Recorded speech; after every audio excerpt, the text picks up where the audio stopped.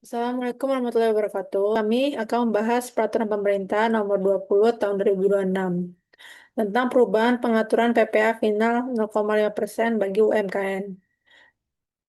Di sini kami beranggota saya, Lia Putri, dan rekan saya Muhammad Bagus Prasetya.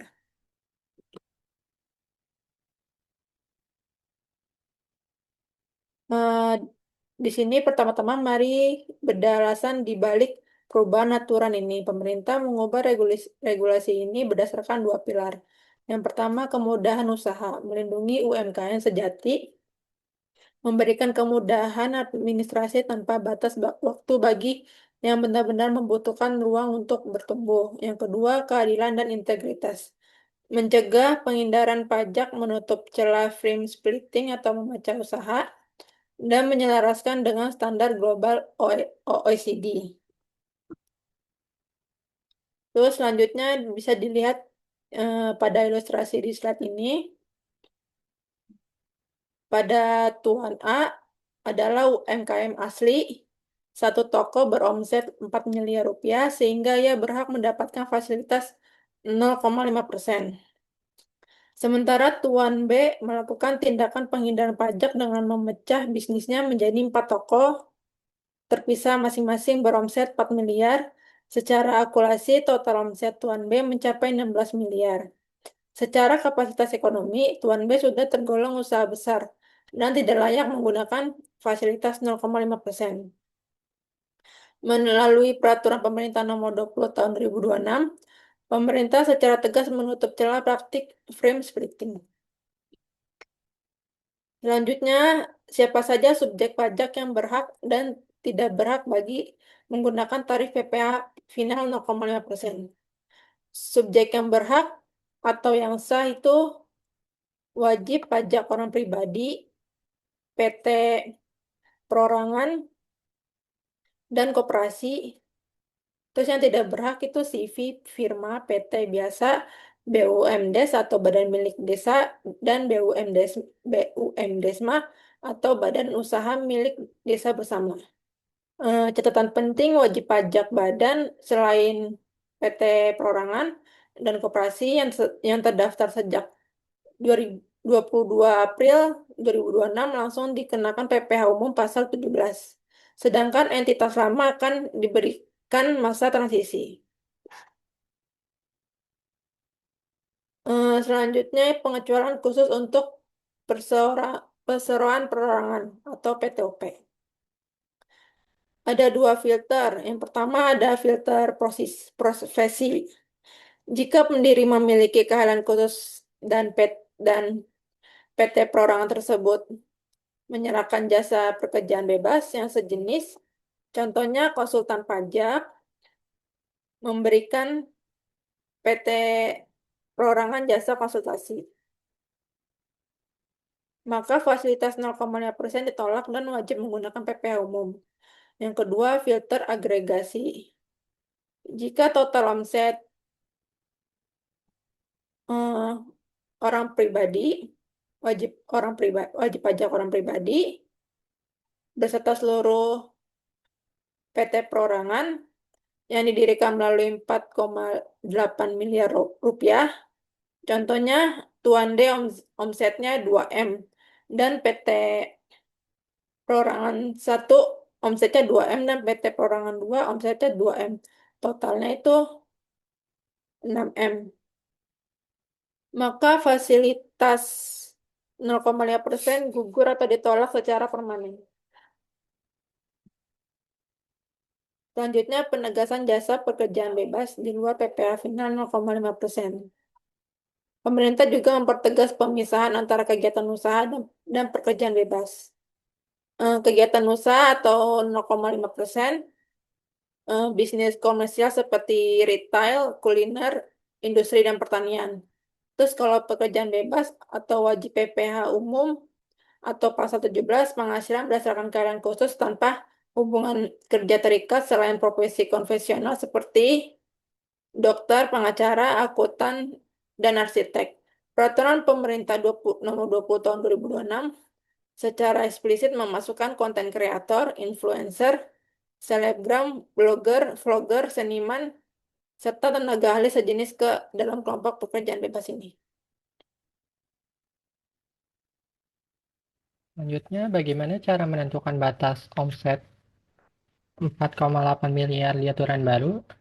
Bayangkan sebuah corong penggabungan. Corong ini akan menampung peredaran bruto usaha, baik yang final maupun non-final. Ditambah penghasilan dari jasa pekerjaan bebas, ditambah lagi penghasilan dari luar negeri.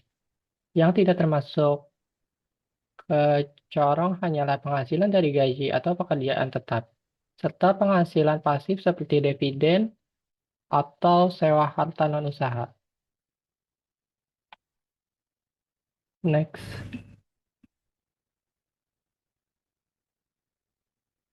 Selain agregasi sumber penghasilan aturan ulang-ulang. Selain agregasi sumber penghasilan, aturan ini juga memandang keluarga sebagai satu kesatuan ekonomi.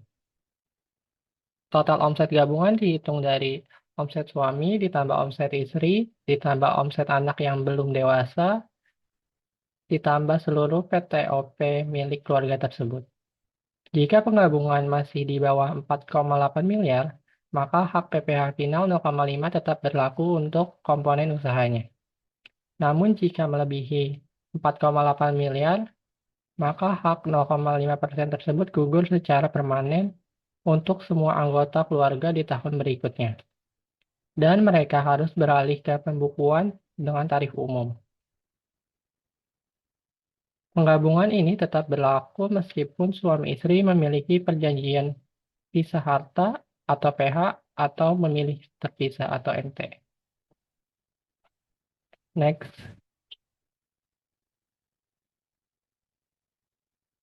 Di luar isu UMKM, PP 20 tahun 2026 juga memasukkan pasal 20A yang mengadopsi standar OECD. Pasal ini menegaskan bahwa pengeluaran berupa suap, gratifikasi, atau pemberian ilegal lainnya kepada pejabat publik, baik dalam negeri maupun luar negeri, secara eksplisit, bukan merupakan biaya 3M, yaitu mendapatkan, menagih, dan memelihara. Artinya biaya-biaya ilegal semacam ini bersifat non-deductible, alias tidak boleh menjadi pengurang penghasilan bruto dalam menghitung PPh badan. Next.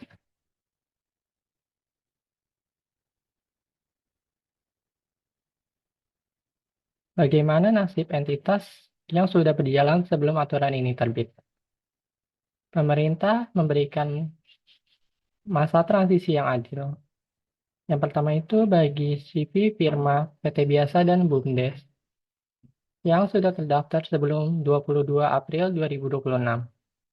Mereka tetap dapat menghabiskan sisa waktu aslinya sesuai PP 55 tahun 2022, selama omsetnya tidak lewat dari 4,8 miliar. Khususnya untuk koperasi, masa berlakunya habis antara 2024 hingga 2029. Secara khusus diperpanjang hingga akhir tahun 2029. Namun bagi entitas badan, selain PTOP dan koperasi, yang baru berdiri dan terdaftar setelah 22 April 2026, maka tidak bisa lagi memakai tarif 0,5% dan wajib langsung menggunakan tarif PPh umum, yaitu pasal 17. Next. Meski banyak perubahan, ada aturan dari PP sebelumnya yang tetap dipertahankan. Yang pertama, surat keterangan PP 55 tahun 2022 yang sudah dimiliki wajib pajak tetap sah dan tetap berlaku. Sampai wajib pajak tersebut terbukti tidak memenuhi kriteria yang di aturan baru. Yang kedua, fasilitas batas bebas pajak bagi WPOP tetap dipertahankan. Omset usaha hingga 500 juta pertama dalam setahun tidak dikenakan pajak. Dan bagi suami istri yang status pajaknya pisah harta atau PH, atau memilih terpisah atau MT, masing-masing berhak mendapatkan batas bebas pajak 500 juta secara terpisah. Next. Sebagai penutup, slide ini menyajikan ringkasan perbedaan utama antara PP 55 tahun 2022 dan PP baru PP 20 tahun 2026. Subjek pajak kini dipersempit menjadi WPOP, PTOP, dan koperasi. Jangka waktu fasilitas kini tidak terbatas bagi WPOP dan PTOP. Definisi batas omset 4,8 miliar diubah dari tadinya hanya melihat omset usaha, kini menggunakan metode agregasi yang mencakup jasa pekerjaan bebas, serta perluasan definisi pekerjaan bebas yang kini merambah dari pekerja kreatif digital seperti content creator dan influencer. Demikian presentasi dari kelompok kami. Semoga pemaparan ini memberikan manfaat bagi kita semua. Terima kasih atas perhatiannya. Wassalamualaikum warahmatullahi wabarakatuh.